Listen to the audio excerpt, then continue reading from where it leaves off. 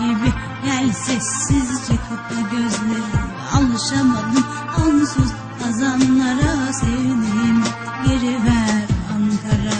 Duy Ankara, eser bir fırtına.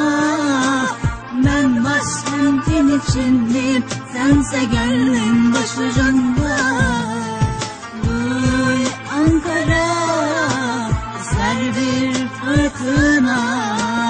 Ben başkentin içindeyim, sense gönlüm başucunda.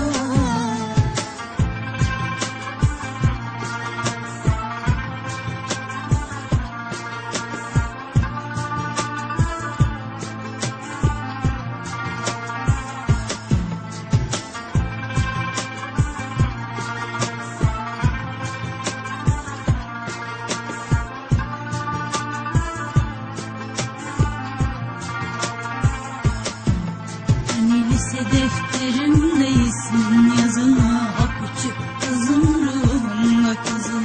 Şimdi başka kollarda kimdesin, kolumda o aldığım saatim. Saat 3'e 5 var işte bugünkü gibi. Gel sessizce kapa gözlerini. Alışamadım onsuz kazanlara, sevdiğim geri ver Ankara. Duy Ankara, eser bir fırtına. Ben başkentin içindeyim, sense gönlüm başucunda. Duy Ankara, eser bir fırtına. Ben başkentin içindeyim, sense gönlüm başucunda.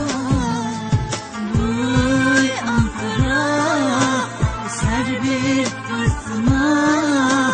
Ben başkentin içindeyim, sense gönlüm başucunda. Duy Ankara, eser bir fırtına. Ben başkentin içindeyim, sense gönlüm